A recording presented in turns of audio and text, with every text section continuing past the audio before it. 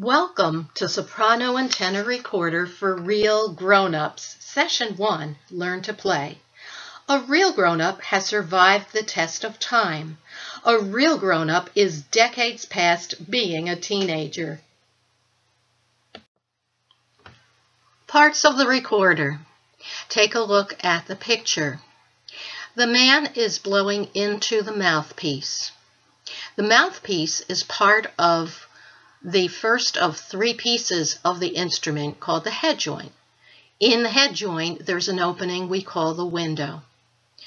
The middle section of the recorder, which has the most holes, is called the middle section, or the barrel. Then the small end joint is called the foot joint. Recorder care. If you have a new wooden recorder, it should be played no longer than a half hour daily, and I advised to keep it to 10 to 15 minutes at a time with a spread of at least 2 hours in the middle. That's because wood is temperamental. Wood, if moisture goes on wood, will do things such as contract, stretch, that kind of thing.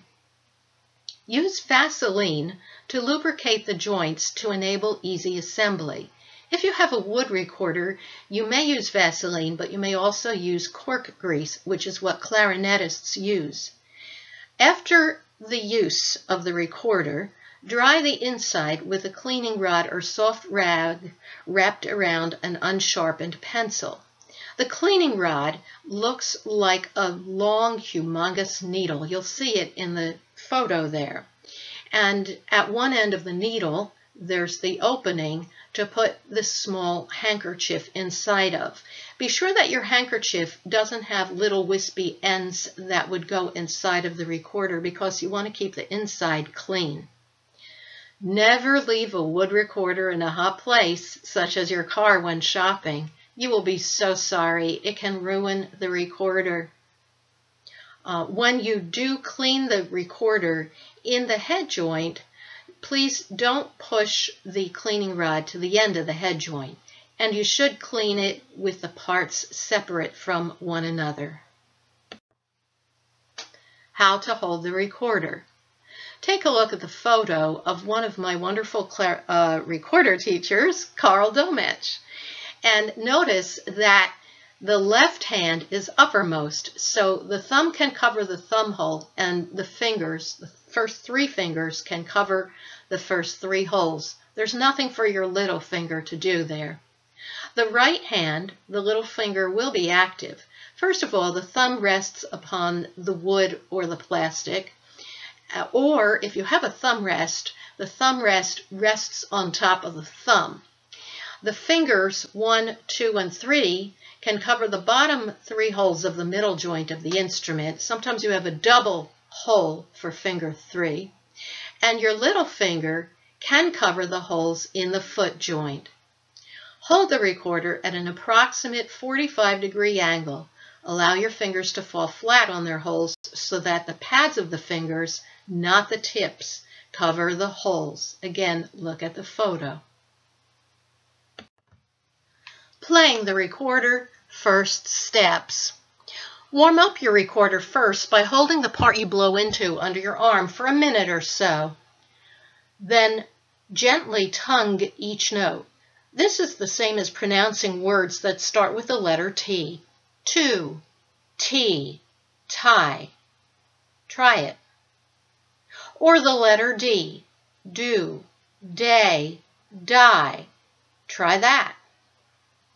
Immediately following tonguing of the note, sigh into the recorder as if you're gently blowing out a birthday candle.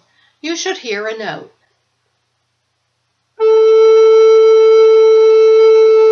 I'm doing this on my tenor. I'll switch to soprano recorder. If the note sounds slightly wobbly like this, blow harder until the sound is steady. On your right, you'll see a recorder fingering chart. The darkened holes mean you cover these holes with your fingers. See how many of the notes you can play, but don't bother with a C on the left or the E on the right. They're too hard for now. If it sounds bad, be sure to check that your holes are entirely covered. We'll have you learn the notes F, G, and A for today. So, first the note F. You're going to start by covering all the holes. So, let's do this a little bit at a time. Your left hand puts down the first 3 holes, in other words, covers the first 3 holes, and the thumb hole in the back of the recorder with the pinky up in the air, not on the hole. And what you do there is, let's get that down, your thumb on the back, then left hand finger 1 down, finger 2 down, finger 3 down. Now your right hand will cover the remaining holes at first, with the pinky this time covering the lowest hole on the recorder, which you may have 2 little holes there. And then you have 3 holes left, and put those fingers down. Your thumb on your right hand goes on the back of the recorder, and it helps to balance the recorder. If you have a thumb rest, the thumb balances beneath the thumb rest. Okay. So you've got every hole covered if you've done this right so far, but that's not going to give you F. So what you need to do is look at your right hand, and you're going to lift your right hand second finger, which is the one next to your index finger, also known as the one next to the pointer finger.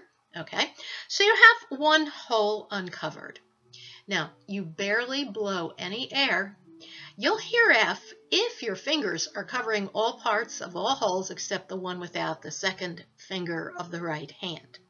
So you'll start the note. Remember to start with either a T sound or a D sound. I think the D sound is less explosive. So in other words, you're thinking do very gently, just a tiny amount of air, and this is what should come out for the note F.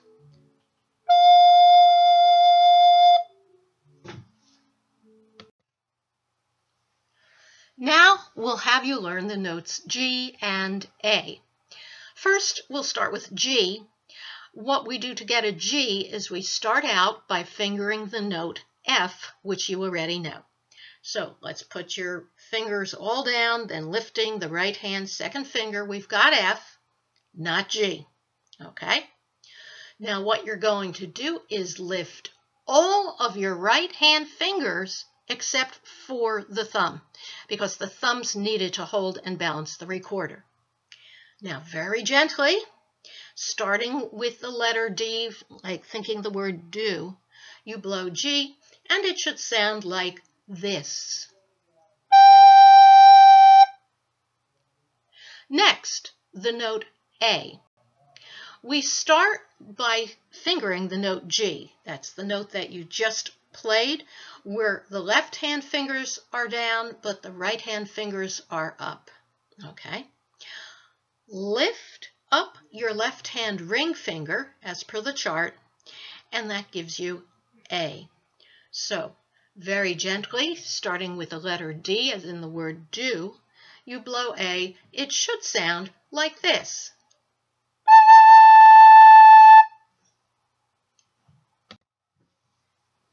Here I am holding my tenor recorder, and the notes that you have learned, F, G, A, could sound just like this.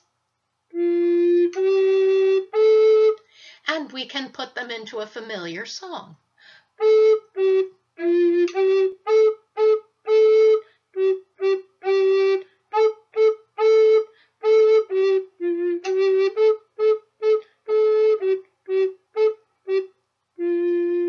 Have a great day.